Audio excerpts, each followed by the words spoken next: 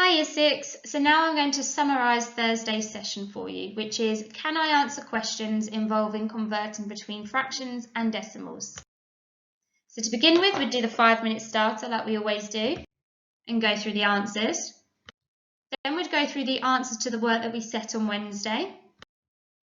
And then we are going to go through a range of fractions and decimals because there are a few that you just need to learn off by heart. You know how to convert these fractions into decimals now, but we need to be able to recall them quicker, to learn them off by heart. So I know that half is 0.5, a quarter is 0.25, 3/4 is 0.75, and 1/5 is 0.2. Because if I get into a test situation or I come across a question during a maths lesson and it says what's 2/5 as a decimal, well I know that 1/5 is 0.2, I know that 1/5 is 0.2, 2/5 is 0.4. The only other one that we'd like you to learn off by heart for the moment is 1/3. Now we can't convert the denominator to 100 easily by going from 3 to 100, okay, we can't do it. So what we need to do is divide the numerator by the denominator. So we do 1 divided by 3, which gives us 0.33 reoccurring, which means it keeps going on and on and on. So we are just going to stop after 2 decimal places. So we make sure we've got 2 digits after the decimal point. So if we know that 1/3 is 0.33, what do you think 2/3 would be? Yep, 0.66. Just be double that.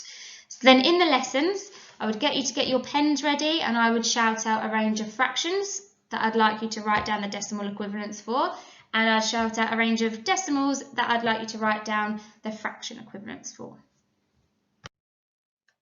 Then we would go through a range of questions. So for example, this one, you need to fill in the gaps with either the greater than or less than symbol or equals sign. So before you can even compare them, you need to make sure that they're either all decimals or all fractions. Now, I actually prefer working and comparing decimals. So I would convert, for example, the first one, it's already got 0.04. I would convert the 4/10 into a decimal. What is 4/10 as a decimal? 0.4. So then you should be able to put in the correct symbol. So before you compare them, you need to make sure that they are either all fractions or all decimals. This links with this one as well. When you look at these, they either all need to be all fractions or all decimals. And you might get a question like this: which one is equivalent to 2/5? So again, you need to either decide to yourself, am I going to work all in fractions or am I going to work all in decimals? Now, it is easier sometimes to work all in decimals because if you were to convert those to fractions, you've already got 2 fractions. You've got 30/100ths and 5/10ths, but they've got different denominators, and the same with 2/5, okay? It's got a different denominator, so you can't compare them yet. So I would just convert all of them into decimals. That's what I find easier.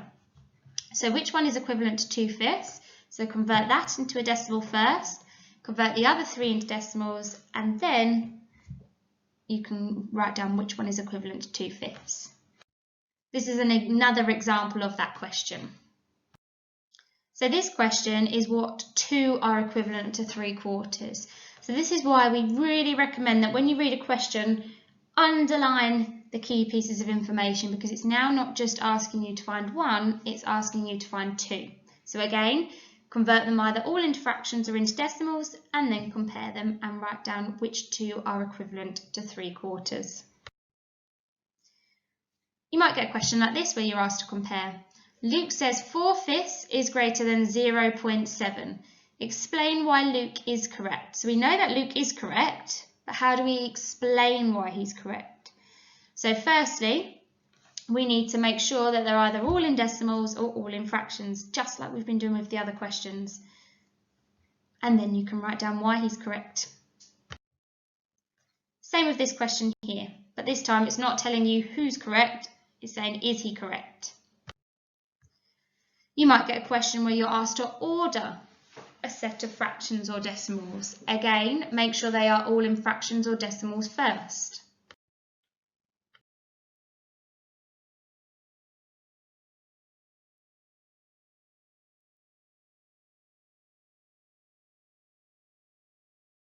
So your task for today then is to go through the test-based questions. So it's a selection of questions that have previously come up in SATs papers.